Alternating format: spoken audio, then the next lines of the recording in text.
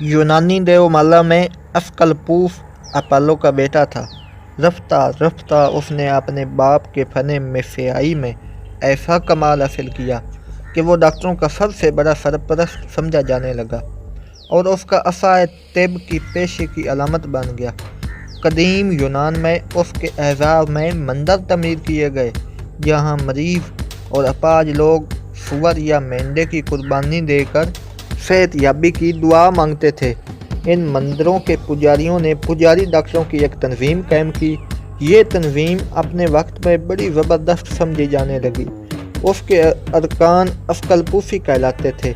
उस वक़्त इल्म तिब तोहम परस्ती के बादलों में मुकम्मल तौर पर घिरा हुआ था और उसकी हैसियत उन मुक़द्दस इफ़रार की सी थी जो बाप से बेटे तक सीना बा सीना पहुँचते हैं। यूनान का 5वां और 4वीं सदी कबल अज़ मसीह का ज़माना इल्म हुनर और बसीरत का सुनहरी दौर था।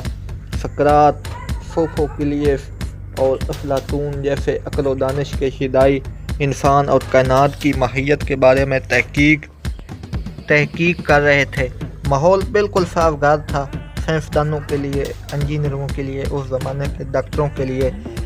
इससे अच्छा वक्त तो कोई और हो ही नहीं सकता। इसी ज़माने में बाबाए तिब बकरात ने जन्म लिया। ये वही वक्त था जब बकरात जैसे अजीम साइंसदान को इस अच्छे माहौल में पनपने का मौका मिला। बाबाए तिब बकरात कोई देवता नहीं बल्कि इंसान था। वो 460 कबल मसीह में बहरा अकफर के एक जजीरे कौफ में पैदा हुआ। उसकी ज़िंदगी के बहुत कम हालात मालूम हैं। उसका बाप गालबान कौफ के अजीम शान मंदिर के डॉक्टरों की तंजीम का रुकन था। लड़कपन में रिवाज के मुताबिक उसके बाप ने उसको फनी तिब के इसरार व रमूज समझाए। उसने अपनी तालीम के दौरान में इतनी गैर मामूली ज़कावत और शऊर का सबूत दिया कि उसके बाप ने उसकी हत्तुल इम्कान बेहतरीन तालीम की खातिर बेहतरीन काबिलियत के उस्ताद तलाश किए।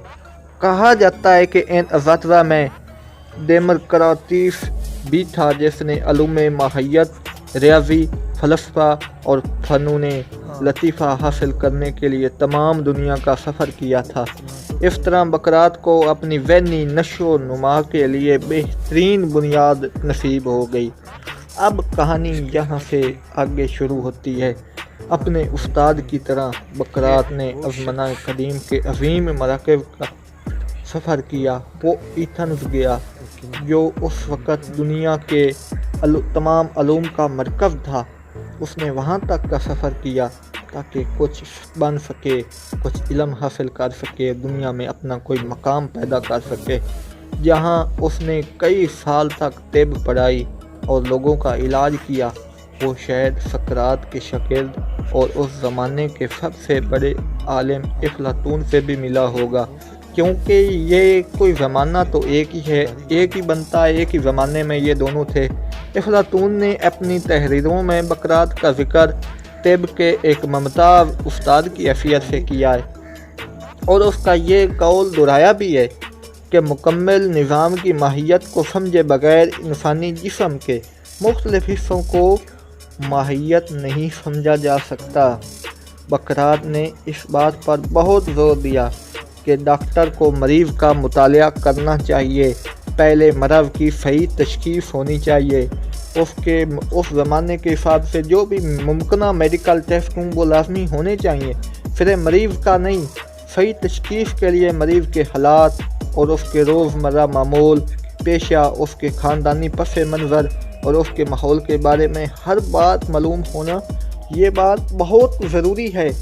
उसके ख़्याल में फितरत खुद सबसे बड़ी मसीहा है और डॉक्टर का काम सिर्फ शफा के अमल में फितरत की हर मुमकिन मदद करना है। उसके अलावा डॉक्टर की हतमत तशख़ीस उसके मुशाहदे की बुनियाद पर इस्तेमाल होनी चाहिए। बकरात ने इंसानी रवैये और फलाह की तौजीहात में पेश किए जाने वाले बेशतर कुलिये रद्द कर दिए, लेकिन उसने नज़रिया इखलाक को तस्लीम किया जो उसके वक़्त राइज था। उस नज़रिए के मुताबिक इंसान का मिजाज बलगमी, कसीरुल दम सफरावी या फदावी होता है और इसका इंसार जिस्म में सर्द, गर्म, खुश और मरतूब मिजाज के ख्यालों के इखलात पर है। इन जिस्मानी खलतों में से किसी एक की भी गैर मामूली कमी या ज़्यादती का नतीजा गैर सेहतमंदाना रवैये, खराब सेहत और यहाँ तक कि मौत की शक्ल में भी आ सकता है। डॉक्टर का ये फ़र्ज़ है कि वो जिस्म के अंदर मौजूद इन तमाम खलतों के तवाज़ुन को ना सिर्फ बहाल करे बल्कि कायम भी रखे। इखलाक का यह नज़रिया दूसरी सदी ईस्वी में जालिनूस के तिब्बी अकीदे की बुनियाद बन गया और कई सौ साल तक न सिर्फ काबिल कबूल रहा बल्कि उसकी तालीम भी दी जाती रही। 16वीं सदी ईस्वी में पैरासेलियस ने इस नज़रिए की मुखालफत भी की और इस बात पर जोर दिया कि हर मर्ज़ की एक ख़ास वजह और उसका एक ख़ास इलाज है।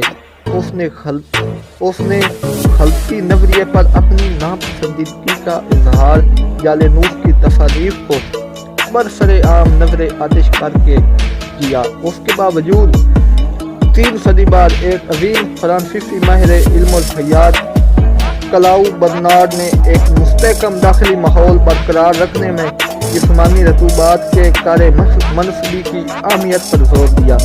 हत्ता कि आज के दौर में भी जिस्म के मामूल के मुताबिक दुरुस्त फेल और अच्छी सेहत के लिए खून के कीमियाई मादों, जलाल और खुलियों की रतूबात के दरमियान एक मुश्किल हल्की तवाज़ुन को ज़रूरी समझा जाता है।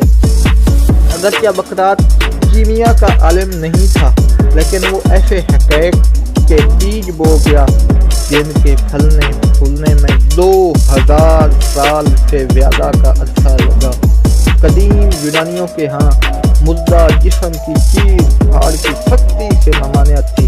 नतीजे के तौर पर इंसानी जिस्म के अज़ा की फाक, उनके फाल और मुख्तलिफ अमराज़ की हकीकत के बारे में उनकी मालूमात बिल्कुल फरसुदा थी।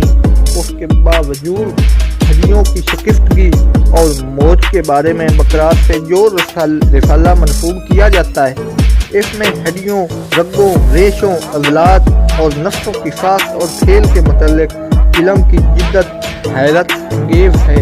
यूनानी फ़हते जिस्मानी को बहुत अहमियत देते थे, इसीलिए सख्त वर्जिशों के दौरान में लगने वाली चोटों का इलाज भी तिब के पेशे की मामूल बन गया। हड्डी की शिकस्तगी और मौत की तशख़ीस और इलाज के बारे में उसने जो हिदायत दी हैं उनमें पट्टियाँ, खिपचियाँ बांधने के तरीके भी शामिल हैं। इन सब हिदायत की हमारे ज़माने के तौर तरीक़ों से बिल्कुल हम आहंगी देखकर बहुत ही ताज्जुब होता है। मैदान जंग में यूनानी फ़ौजों के साथ डॉक्टर भी होते थे जो मरीज़ों की देखभाल और ज़ख्मियों की मरहम पट्टी करते थे। इमकान गालिब के बकरात ने भी कुछ अरसा फौजी डॉक्टरों के फ़रज़ अंजाम दिए हों क्योंकि उसके रिसाले के हर जुमले से ज़ाहिर होता है कि मुसन्निफ़ का इल्म, तकनीक, महारत और तजर्बा का माहसल है। उसकी तहरीरों में ज़ख्मों की देखभाल और इलाज के बारे में काबिल अमल हिदायत हैं। लिफ्टर से बहुत ये बात हैरत अंगेज़ है कि उस ज़माने में उसने ये इतना सब कुछ कैसे कर लिया। ये बात भी देखने के काबिल है कि आज से इतने हज़ारों साल पहले वो इल्म मेडिकल शोबे में किस मिराज तक पहुंच चुका था। लिफ्टर से बहुत पहले ज़ख्मों की जरासीम से तशहीर की ज़रूरत को तस्लीम किया जाता था, अगरचे किसी को इसकी वजह मालूम नहीं थी। बकरात ने ऑपरेशन थिएटर और आलाते जराही की तैयारी और उनके पाक होने की जरासीमों से पाक करने के लिए वाज़ेह हिदायत दी थी। ज़ख्मों का मुंह पट्टियों के ज़रिए बंद करने से पहले ज़ख्मों को बहुत एहतियात से साफ़ करना ज़रूरी होता था। फिर दवाई के तौर पर इस्तेमाल होने वाली जड़ी बूटियों को एक साफ फाए के ज़रिए लगाना और ढांपना होता था और फिर जिस दौरान में ज़ख्म फितरी तौर पर भर रहे होते थे मरीज़ की ग़िज़ा और देखभाल पर बहुत ज़ोर दिया जाता था। बकरात के लिए शायद 20वीं सदी के किसी भी अस्पताल का माहौल बिल्कुल अजनबी ना होता। अगर आज बकरात जिंदा होता تو اس کے لیے آج کا جدید میڈیکل علاج کوئی اجنبی چیز نہ ہوتی۔ تیسری صدی قبل از مسیح میں اسکندریہ کے عظیم و شان کتب خانے کے لیے بقراط اور اس کے شاگردوں کی طبی تحریروں کی تالیف کی گئی۔ یہ تالیف طب کے لیے سنگ میل کی حیثیت رکھتی ہے۔ یہ عظیم کتاب جو بقراطی مجموعہ کے نام سے مفہوم ہے، تقریباً 5 صدی تک ڈاکٹروں کے لیے آسمانی صحیفے کا درجہ رکھتی تھی۔ اس میں طب کے موضوع پر تقریباً 87 تحریریں ہیں جو طب کے پیشے کے تقریباً تمام پہلوؤں پر مکمل طور پر حاوی ہیں۔ ان تحریروں میں جس چیز پر سب سے زیادہ زور دیا گیا ہے وہ صحت اور بیماری کی تہ تک پہنچنے کے لیے صحیح اصولوں کی ضرورت ہے۔ سب سے اہم بات یہ ہے کہ اس مجموعے میں طب کے پیشے کی شرافت اور اس تربیت پر جو مستقبل کے ایک ڈاکٹر کے لیے لازمی ہے زور دیا گیا ہے۔ ان میں سے بعض تحریریں آج کے طبی فکر سے بالکل میل کھاتی ہیں۔ بقراط کے رسالے مقدس بیماری کے بارے میں کا موضوع مرگی ہے۔ مرگی میں مریض کے جسم کو جھٹکے لگتے ہیں اور وہ بے ہوش ہو جاتا ہے۔ اس مریض کے بارے میں اس کی رائے بڑی پرمغز ہے۔ بہت سے جاہل ڈاکٹر اس تکلیف دہ مرض کو کسی دیوتا کے عطاب یا بھوت پریت کے فائدے سے تعبیر کرتے تھے۔ یہ اس پرانے زمانے کی بات ہے۔ وہ اور مریض کا علاج جادو ٹونے اور طبیب گنڈوں سے کرتے تھے۔ اس پر بقراط بہت برہم ہوتا تھا اور کہتا تھا کہ ایسے ڈاکٹر بیماری کو مقدس صرف اس لیے کہتے ہیں کہ وہ مرض کی صحیح وجہ صحیح تشخیص کرنے سے قاصر ہیں۔ اس کو اس بات پر اصرار تھا کہ ہر مرض کی بنیاد خواہ وہ کتنی خوفناک کیوں نہ ہو فطرت میں ہے۔ یہ اقدام علم طب کے لیے بہت اہم ثابت ہوا کیونکہ اس کے بعد طب کے پیشے کو دیو مالا اور توہم پرستی سے ہمیشہ کے لیے چھٹکارا مل گیا۔ بقراط کے زمانے میں بھی اچھے ڈاکٹر اکثر کام کے بوجھ تلے دبے رہتے تھے۔ مقولہ عقل و دانش سے بھرپور اقوال زریں کا ایک سلسلہ ہے۔ یہ ایک مقولے مفروح ڈاکٹروں میں درست انداز فکر کی ہمت افزائی کرتے ہیں۔ کتاب کے لب و لہجہ کا اندازہ اس کے پہلے جملے سے ہی ہو جاتا ہے۔ اس جملے کا آج بھی اکثر حوالہ دیا جاتا ہے۔ اس کا ترجمہ کچھ یوں ہے: زندگی مختصر ہے اور فن طب صبر طلب۔ دیکھو علاج کے موقع ہاتھ سے نکلے جا رہے ہیں، تجربہ خطرناک ہے اور فیصلہ مشکل۔ بعض مقولے مثلاً ایک آدمی کی غذا دوسروں کے لیے زہر ثابت ہو سکتی ہے۔ ہماری روزمرہ اس کے بتائے گئے بعض علاج مثلاً گھروں میں ہچکیاں روکنے کے لیے چھینکیں دلوانا گھروں میں ابھی تک رائج ہے۔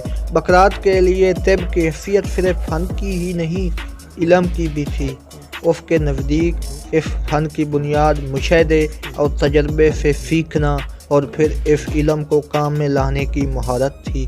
بقراط لکھتا ہے: فن طب فنون میں سب سے زیادہ قابل احترام ہے لیکن ڈاکٹروں کی جہالت کی وجہ سے تمام فنون میں سب سے پیچھے ہے۔ اس کے تمام شاگرد ایک شخصی معاہدے کے تحت اپنے استاد کے پابند تھے۔ یہ معاہدہ بعد میں بقراط کا عہد نامہ کہلایا۔